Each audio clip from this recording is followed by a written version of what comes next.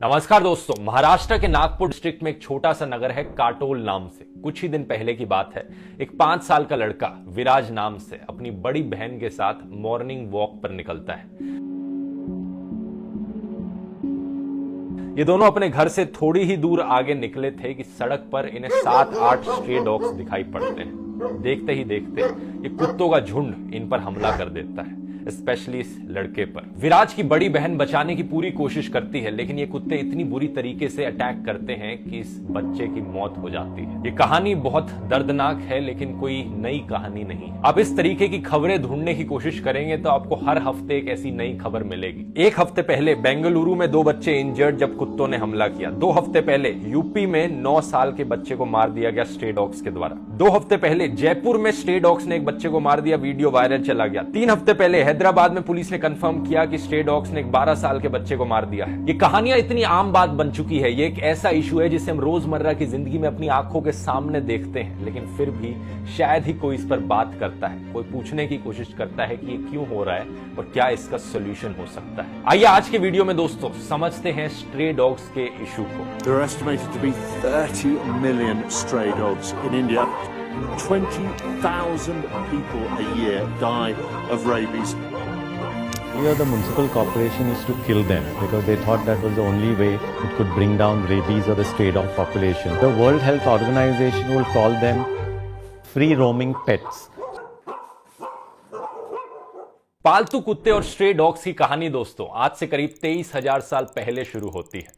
जनवरी 2021 में एक study publish करी गई थी नेशनल एकेडमी ऑफ साइंसेज में, जिसने बताया कि एक्चुअली में कुत्तों को पहली बार डोमेस्टिकेट किया गया था जब आखिरी बार आइस एज हुई थी। तो तब यानी आज से 23,000 साल पहले साइबेरिया में पहली बार ग्रे वुल्फ को डोमेस्टिकेट किया गया था, एक तरीके का भेड़िया। पर सोचने वाली बात यह है कि ये कैसे हुआ होगा। उस समय में इंसान हंटर्स हुआ करते थे, हंटिंग करते थे, तो क्या कोई भेड़िया आसपास रहने वाला इंसानों की टेरिटरी में आ गया और एक आदमी को लगा कि मैं इसे थोड़ा खाना दे देता हूं? क्या ऐसे इसकी शुरुआत हुई होगी? अगर हां तो इसका मतलब है कि domestication of dogs directly linked है यूटिलिटेरियन एथिक्स से, यानी इंसान मदद करना चाहते हैं और उन्होंने कुत्तों को खाना देना शुरू किया क्योंकि उन्हें दिल से अच्छा लग रहा था। लेकिन साइंटिस्ट का मानना है कि एक्चुअली में इसका कुछ उल्टा ही हुआ था। भेड़िए फूड स्कैवेंज करने के लिए यानी खुद से खाना ढूंढने के लिए इंसानों की टेरिटरी में आए। इस तरीके से इंटरमिंगलिंग शुरू हुई इंसानों और कुत्तों के बीच में। टाइम के साथ साथ उन भेड़ियों ने, उन कुत्तों ने मदद भी करनी शुरू करी इंसानों की हंटिंग करते वक्त और अच्छे कंपेनियंस भी बन गए इंसानों के। डॉग्स की ब्रीडिंग के पीछे भी रीजन यहीं से ही आता है। ओवर द ईयर्स इंसानों ने देखा कि कुछ डॉग्स एक्चुअली में कुछ पर्टिकुलर ट्रेट के लिए काफी सूटेबल हैं। कुछ है जो हंटिंग अच्छी कर लेते हैं, Jack Russell terriers, dachshunds जैसे। कुछ हैं जो हर्डिंग अच्छी कर लेते हैं जैसे कि शीप डॉग्स, कोलीज जैसे। और कुछ हैं जो गार्डिंग अच्छी कर लेते हैं, डोबरमैन जैसे। तो इंसानों ने सेलेक्टिवली डॉग्स की ब्रीडिंग करनी शुरू करी इन ट्रेट्स को देखकर और इसी की वजह से डॉग ब्रीड्स निकल कर आई। वैसे दूसरी तरफ बिल्लियों की कहानी भी काफी सिमिलर है, हालांकि इतनी पुरानी नहीं है। बिल्लियों की डोमेस्टिकेशन आज से करीब 8,000 साल पहले शुरू हुई थी, जब इंसान ऑलरेडी फार्मिंग करने लग चुके थे। यहां पर भी एक म्यूचुअली बेनिफिशियल रिलेशनशिप देखी गई। बिल्लियों को चूहे मिल जाते थे क्रॉप्स के पास, जहां पर खेत में क्रॉप्स उगाए जाते थे, और इंसानों के लिए बिल्लियां एक्चुअली में इन चूहों को मारने का काम कर देती थी, जो खेत के लिए अच्छा होता था। लेकिन सबसे बड़ा सवाल यहां पर यह उठता है कि स्ट्रे एनिमल्स की कैसे शुरुआत हुई। ये अलग अलग ब्रीड के कुत्ते स्ट्रे डॉग्स कैसे बन गए, ये समझने के लिए पहले स्ट्रे एनिमल्स को डिफाइन करना काफी जरूरी है। मेनली 3 तरीके के स्ट्रे एनिमल्स या स्ट्रे डॉग्स हो सकते हैं। पहला वो स्ट्रे डॉग्स जो फ्रीली घूमते रहते हैं और ह्यूमंस पर पार्शली डिपेंडेंट है, यानी सोसाइटी में, कॉलोनीज में रहने वाले लोग उन्हें खाना देते हैं जिसकी वजह से वो सरवाइव कर पाते हैं। लेकिन उनके पास अनरिस्ट्रिक्टेड मूवमेंट का राइट है, यानी वो कहीं भी जाना चाहे जा सकते हैं, उन्हें कोई रोकता नहीं है। दूसरा वो स्ट्रे डॉग्स जो अनरिस्ट्रिक्टेड हैं लेकिन ह्यूमंस पर डिपेंडेंट नहीं है। कोई उन्हें खाना ना भी खिलाए तो भी वो सरवाइव कर जाते हैं, क्योंकि आसपास पड़े कूड़े के ढेर हो गए या डस्टबिन में से जाकर खाना खाना हो गया, वो खुद से सरवाइव कर लेते हैं। तीसरे हो गए वो पेट्स, वो पालतू कुत्ते जिन्हें अबैंडन कर दिया गया है उनके ओनर्स के द्वारा, यानी छोड़ दिया गया है। सेकंड और थर्ड कैटेगरी में यहां पर एक बड़ा डिफरेंस है, क्योंकि जो सेकंड कैटेगरी के स्ट्रे डॉग्स होते हैं उन्हें आदत होती है कैसे सरवाइव करना है। ये डॉग्स बचपन से ही सीखते हैं कि कैसे पडल से जाकर पानी ढूंढ लेना है, कैसे कूड़े के ढेर से खाना ढूंढना है, कैसे रोड से नेविगेट करना है अपने आप को। और तीसरी कैटेगरी के वो पालतू कुत्ते जिन्हें अबैंडन कर दिया गया है, वो ये सब नहीं सीखते। तो एक्चुअली में जब उन्हें खुला छोड़ दिया जाता है, वो नहीं ढूंढ पाते खाना अपने आप से। अक्सर रोड एक्सीडेंट्स में मारे जाते हैं और गंदा पानी पीकर उन्हें प्रॉब्लम्स प्रॉब्लम्स हो जाती हैं, डिजीजेस हो जाते हैं। 2021 की state of pet homelessness index report के अकॉर्डिंग इंडिया में जो पालतू जानवरों को गिव अप करने का रेट है वो कहीं और ज्यादा है बाकी और दुनिया के कंपैरिजन में।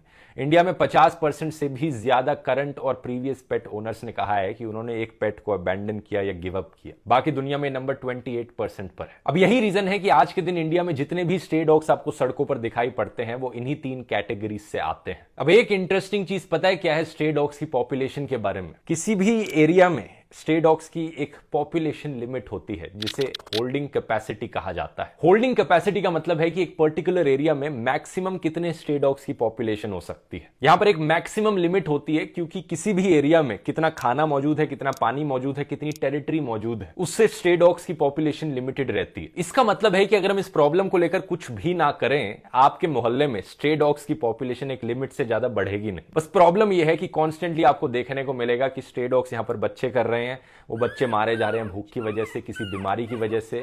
स्ट्रे डॉग्स एक दूसरे के साथ टेरिटरीज के लिए लड़ने लग रहे हैं, वहां पर मारे जा रहे हैं। और ऑब्वियसली रेबीज जैसी गंदी बीमारियां भी फैलने लग रही हैं। कोई भी कुत्ता जो वैक्सीनेटेड नहीं है उसे रेबीज हो सकता है। और रेबीज इतना खतरनाक डिजीज है कि अगर ये आपको एक बारी हो गया और आपको सिम्टम्स दिखने लग गए तो आप कुछ नहीं कर सकते जिंदा रहने के लिए। ऑलमोस्ट 100% मोर्टेलिटी रेट है इस डिजीज का। याद है कोविड की बात करते वक्त हम बात कर रहे थे कि मरने के चांसेस कितने हैं जब आपको कोविड हो जाता है, तो वो 0.3, 0.5%, कभी 1% के आसपास घूम रहा था।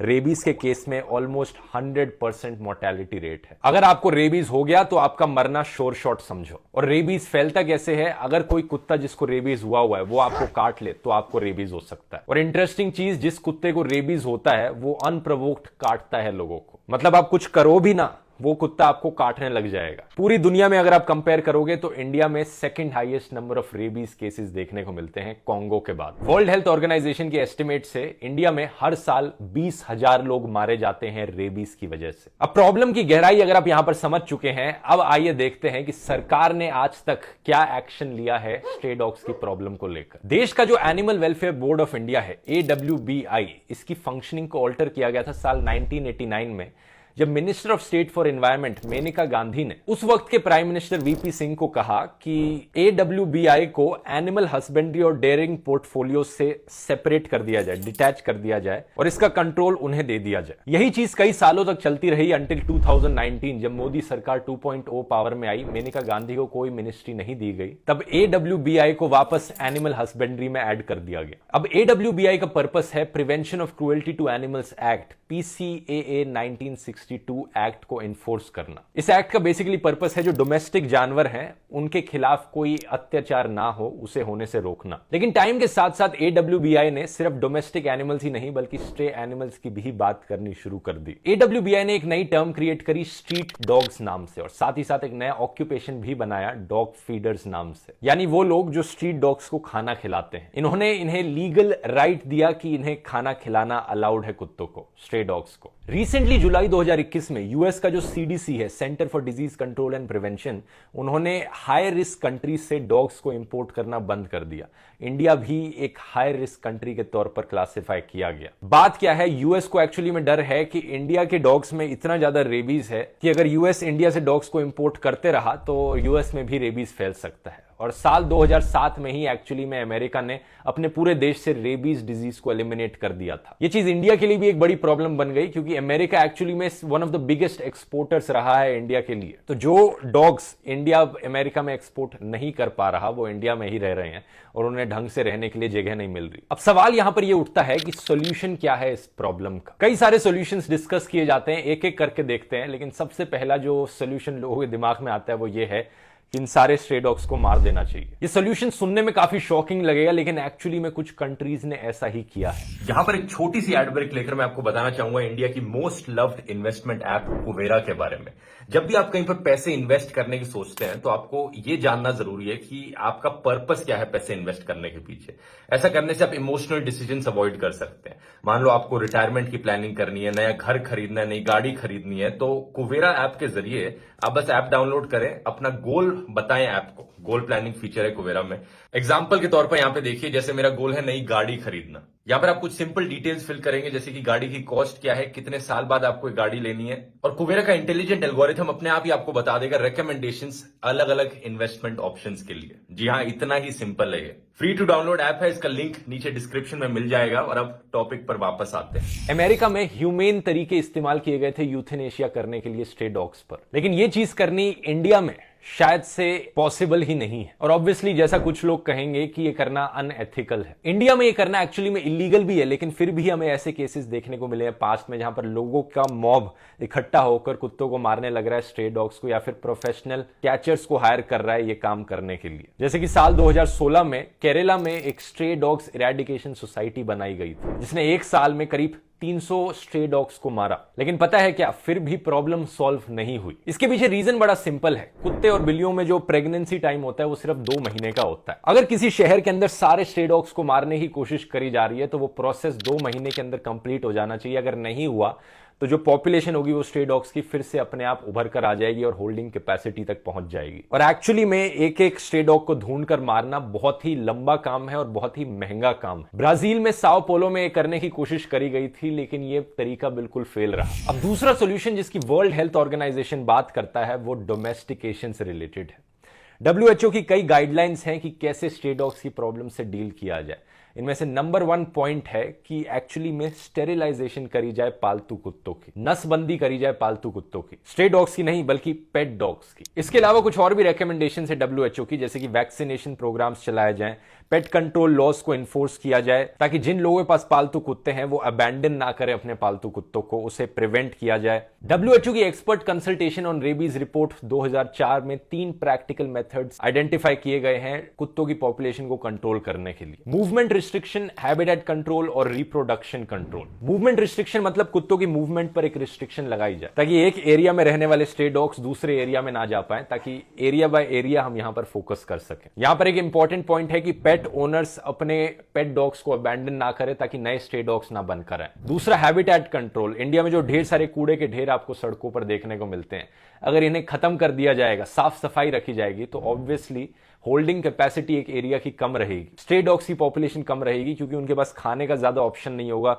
इन डस्टबिन्स में, गार्बेज डंप्स में। और तीसरा रिप्रोडक्शन कंट्रोल। अगर पेट्स को यहां पर स्टेरिलाइज किया जाएगा, पेट्स कहना जरूरी है क्योंकि ज्यादातर जो गवर्नमेंट के प्रोग्राम्स देखे गए हैं अभी तक वो स्ट्रे डॉग्स को स्टेरिलाइज करने पर फोकस करते हैं, लेकिन पेट्स को नहीं किया जाएगा तो उससे स्ट्रे डॉग्स की पॉपुलेशन भी बढ़ेगी, क्योंकि बहुत से लोग अपने पेट्स को फिर भी अबैंडन कर देते हैं। थियोरेटिकली देखा जाए एक अनस्टेरिलाइज्ड फीमेल पेट डॉग 7 सालों में 78,000 पपीज बना सकती है। स्पेसिफिकली इंडिया की बात करें तो इंडिया में इस सोल्यूशन को इंप्लीमेंट करने में प्रॉब्लम यह आएगी कि बहुत से पेट ओनर्स इंडिया में एक्चुअली में अफोर्ड ही नहीं कर सकते अपने पेट्स की नसबंदी कराना। वेट डॉक्टर के पास जाकर एक ऑपरेशन की कॉस्ट 5,000 से 8,000 रुपए के आसपास पड़ती है, जो कि काफी ज्यादा होता है कुछ लोगों के लिए। बहुत से पालतू कुत्तों के ओनर्स को लगता है कि यहां पर अगर बच्चा हो गया हमारे किसी पेट डॉग का तो उसे गार्बेज में, डंप में डालाएंगे या फिर किसी रेस्टोरेंट के पास कोने में छोड़ देंगे, कोई नहीं देख रहा। वो सबसे आसान काम होता है और सस्ता पड़ता है उनके लिए करना। तो इंडिया में सरकार की तरफ से यहां पर स्टेरिलाइजेशन ड्राइव्स की जरूरत है कि सरकार एक तो अवेयरनेस फैलाए इस चीज को लेकर, और दूसरा फ्री में ऑफर करे स्टेरिलाइजेशन पेट ओनर्स के लिए। अब मान लो ये सॉल्यूशन सक्सेसफुली काम कर जाता है देश में, लेकिन अगला सवाल आपके दिमाग में आएगा कि हमने सारे पालतू कुत्तों को तो स्टेरिलाइज कर दिया, लेकिन उन स्ट्रे डॉग्स का क्या जो अभी भी सड़कों पर घूमने लग रहे हैं? हमने गार्बेज डंप्स को सड़कों से हटा दिया ताकि उनकी पॉपुलेशन कंट्रोल में आ सके थोड़ी सी, लेकिन फिर भी इतने सारे स्ट्रे डॉग्स हैं। यहां पर अगला सॉल्यूशन आता है कि उन स्ट्रे डॉग्स को रीहोम करना। एक फ्रेज है जो आपको अक्सर सुनने को मिलता होगा यहां पर, एडॉप्ट डोंट शॉप। इसका मतलब है कि जो सड़कों पर घूम रहे स्ट्रे डॉग्स हैं, होमलेस कुत्ते हैं, उन्हें एडॉप्ट करो, दुकान पर जाकर एक नया कुत्ता खरीदने की जगह। जो स्ट्रे डॉग्स हैं उन्हें होमलेस शेल्टर्स में डाला जाए जहां पर लोग जाकर उन्हें एडॉप्ट कर सकें। वैसे भी जब आप प्योर ब्रीड के कुत्ते खरीदते हो दुकानों में जाकर, वो एक्चुअली में अच्छा नहीं होता डॉग्स के लिए। इंडिया के हॉट क्लाइमेट में स्पेसिफिक ब्रीड्स के कुत्ते ही हैं जो सक्सेसफुली रह सकते हैं, खुश रह सकते हैं। अगर आप ऐसे प्योर ब्रीड के कुत्ते जाकर दुकानों से खरीदते हो जो इंडियन क्लाइमेट के लिए सूटेबल नहीं है, वो खुश नहीं रहेंगे उसमें, उनके लिए जीना मुश्किल हो जाएगा इस गर्मी वाले क्लाइमेट में। और जो ब्रीड सबसे सक्सेसफुल सक्सेसफुल रही है इंडियन क्लाइमेट में, वो वही ब्रीड है जो आपको स्ट्रे डॉग्स में दिखती है। ये एक और रीजन है कि आपको स्ट्रे डॉग्स को क्यों अडॉप्ट करना चाहिए। ये स्ट्रे डॉग्स ज्यादा समझदार होते हैं, इन्हें स्ट्रीट्स में नेविगेट करना आता है इंडियन सड़कों पे ऑलरेडी, क्योंकि इनके एंसेस्टर्स ने यही किया है, तो इन्हें ट्रेन करना भी ज्यादा आसान होता है। और इसके बाद आता है फाइनल सोल्यूशन, हर कुत्ते को वैक्सीनेट करना, ताकि रेबीज जैसे खतरनाक डिजीजेस ना फैल सके। लेकिन अगर आप एक पेट ओनर हैं, ये तो आप आज के दिन ही करा सकते हैं, अपने कुत्ते को जाकर वैक्सीनेट कराइए और खुद भी वैक्सीनेट हो जाइए। आप पूछोगे कोई ऐसी कंट्री भी है जो इन सारे सॉल्यूशंस को सक्सेसफुली इंप्लीमेंट कर पाई है, तो इसका जवाब है हाँ दोस्तों। साल 2020 में नेदरलैंड्स एक्चुअली में दुनिया की पहली कंट्री बन गई जिसमें कोई स्ट्रे डॉग्स मौजूद नहीं है। नेदरलैंड्स देश में पॉसिबल हो पाया उनके CNVR प्रोग्राम की वजह से। CNVR मतलब कलेक्ट, न्यूटर, वैक्सीनेट और रिटर्न। ये गवर्नमेंट फंडेड स्टेरिलाइजेशन प्रोग्राम था जो फ्री में स्टेरिलाइजेशन ऑफर कर रहा था पालतू कुत्तों के लिए। सरकार ने स्ट्रे डॉग्स को होमलेस शेल्टर्स में जाकर रखा, टैक्सेस बढ़ाए स्टोर बॉट कुत्तों पर, यानी अगर आप दुकान से जाकर एक प्योर ब्रीड का कुत्ता खरीदोगे तो वो महंगा पड़ेगा आपके लिए, ज्यादा टैक्स भरना पड़ेगा आप। लेकिन अगर आप एक होमलेस शेल्टर से जाकर अडॉप्ट करोगे कुत्तों को, वो ज्यादा सस्ता पड़ेगा। तो ज्यादातर लोगों ने ये करना चूज किया। सेकंड स्टेप न्यूटर यानी स्टेरिलाइजेशन, अपने पालतू कुत्तों को लेकर जाओ सरकार के पास, फ्री में स्टेरिलाइज करवाओ हॉस्पिटल्स में ले जाकर। तीसरा वैक्सीनेट करवाओ अपने कुत्तों को ताकि रेबीज जैसे डिजीजेस ना हो। और चौथा रिटर्न यानी रीहोम, इन डॉग्स को आपने एक नई जिंदगी दे दी है अपने घर। आखिर में मैं यहां पर कोट करना चाहूंगा महात्मा गांधी जी को, जो उन्होंने स्ट्रे डॉग्स के बारे में कहा था। If you want to keep dogs in towns और villages in a decent manner, no dog should be suffer to wander. There should be no stray dogs even as we have no stray cattle. It is an insult to the starving dog to throw a crumb at him. Roving dogs do not indicate compassion and civilisation in society, they betray instead the ignorance and lethargy of its members. That means we should keep them and treat them with respect as we do our companions and not allow them to roam about. मतलब कुत्तों को अगर हम सही में अपना companion मानते हैं तो उन्हें ऐसे खुला नहीं छोड़ सकते सड़क पर जाने के लिए, ठीक उसी तरीके से जैसे आप अपने किसी कंपेनियन को नहीं छोड़ेंगे खुला सड़क पर घूमने के लिए। वीडियो इन्फॉर्मेटिव लगा, यहाँ पर ये पूरी प्लेलिस्ट चेकआउट कर सकते हैं ऐसी और वीडियोस की। रेडिट को डाउनलोड करने का लिंक नीचे डिस्क्रिप्शन मिल जाएगा। मिलते हैं अगले वीडियो में। बहुत बहुत धन्यवाद।